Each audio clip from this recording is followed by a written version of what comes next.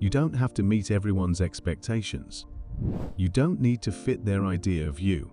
It's their misconception, not your shortcoming. While it can be beneficial to consider others' perspectives, as they might offer valuable insights, obsessing over them to the extent that we constantly ponder on their potential judgments can be tormenting. Worrying too much about what they think can be stressful and harmful. This video delves into this idea, drawing from various psychological and philosophical principles. 1. Worrying about others' opinions robs you of authenticity. If you're overly concerned about others' opinions, you risk becoming just another follower in the crowd. Living by what others expect of you means you're not following your own values and dreams. Friedrich Nietzsche, the German philosopher, warned against this collective mindset. He argued that those at the top of society are strong-willed, determined individuals who set values and norms that are designed to oppress the rest of society. Meanwhile, the vast majority or the herd both adhere to and resent these norms.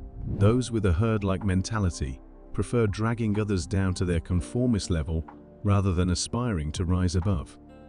Within such a group, blending in is praised, while being unique is seen as a menace.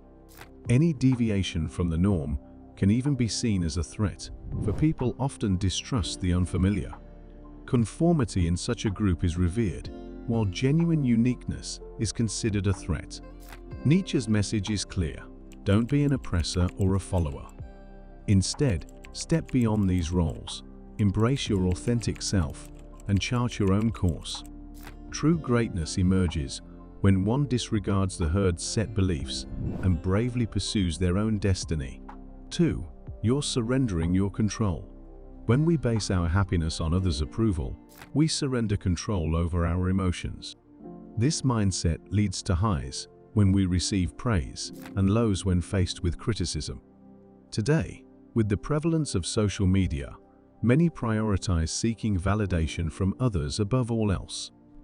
Stoic philosopher Seneca said, "How mad is he who leaves the lecture room in a happy frame of mind simply because of applause from the ignorant?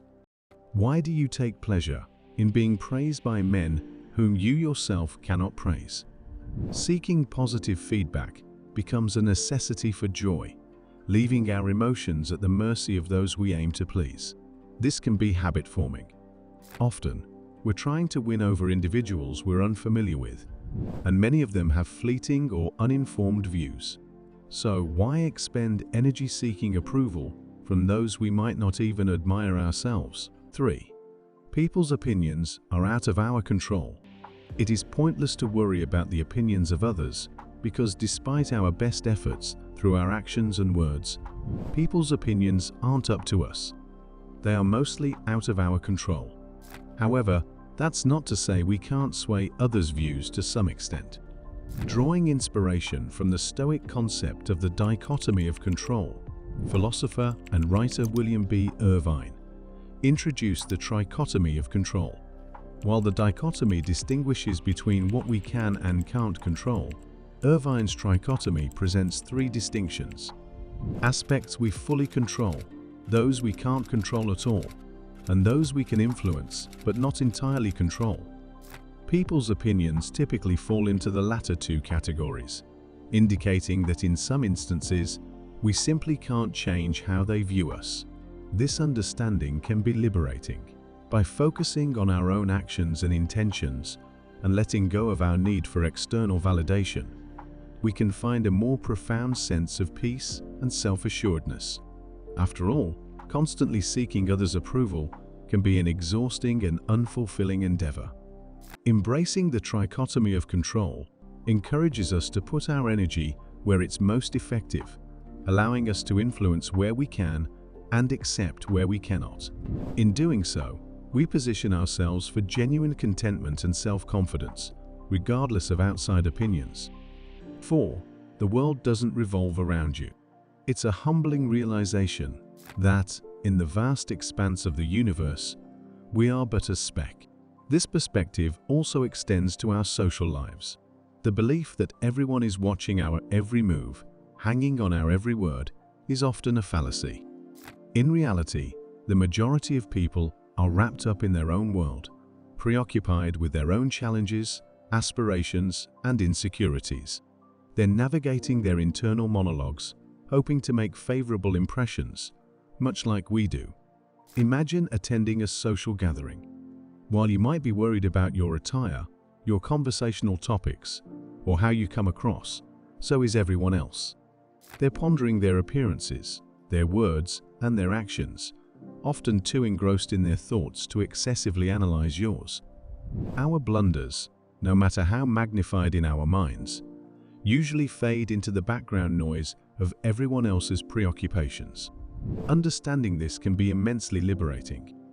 It reminds us that every individual is the protagonist of their own story. And while we might play roles in those narratives, they're often secondary.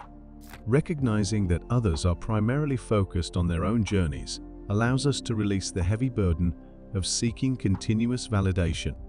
In doing so, we can more authentically engage with the world around us, not as performers on a grand stage, but as genuine individuals, embracing both our triumphs and our missteps. 5. It's about them, not you. Many times, the way individuals respond to us is a mirror of their own emotions and experiences. If someone responds to us with anger, apathy, or melancholy, it's not necessarily a comment on our behavior or character. Rather, it might be an external manifestation of their internal struggles or past experiences. Everyone carries a complex tapestry of experiences and emotions that shape their reactions to the world around them. When they interact with us, they might unconsciously project their personal issues, biases, or feelings onto us. Projection is a psychological defense mechanism where individuals attribute their own unwanted feelings to someone else.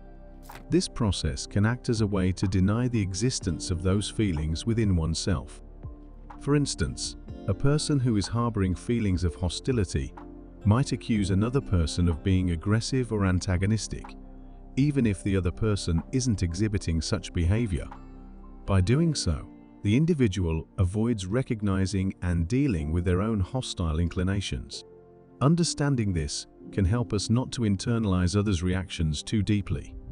Instead of taking it personally, recognizing that their behavior might stem from their own internal conflicts can allow us to approach situations with empathy and a clearer perspective. 6. Others only see what you want them to see. While others can offer insightful viewpoints about your actions, you remain the foremost expert on yourself. Regardless of the depths of our relationships, our thoughts and inner worlds stay uniquely ours, and often differ from the image we present outwardly. To refer to Carl Jung's model of the psyche, he breaks it down into many different parts: the persona, the ego, the self, the shadow, and the animus or anima.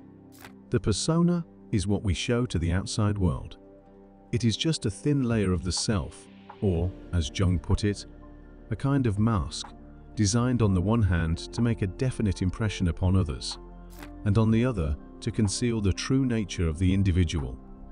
Certain individuals possess a keen intuition that allows them to discern more than what meets the eye, often detecting nuances in our behavior that might escape even our own awareness.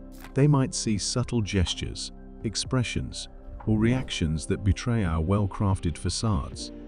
Yet, even these perceptive individuals can't truly grasp the entirety of our motivations, concealed desires, or hidden facets of our personalities. These innermost thoughts and feelings remain a sanctuary that only we can access. Therefore, while others' observations and feedback about us can provide valuable insights and external perspectives, they can sometimes be misaligned with our true selves. Their perceptions are filtered through their own biases, experiences, and understandings. In contrast, we possess a more comprehensive understanding of our own complexities. Acknowledging this, it becomes evident that while external feedback can guide and inform us, authentic self-awareness stems from introspection. By looking inward and understanding our desires and intentions, we can cultivate a sense of authenticity. The closer we align with our true selves, the less we feel the need to bend to the expectations of others, allowing us to navigate life with a genuine sense of purpose and identity. If you enjoyed this video, please hit the like button and check out these other videos. For more videos like this one, subscribe to our channel. Thank you so much for watching.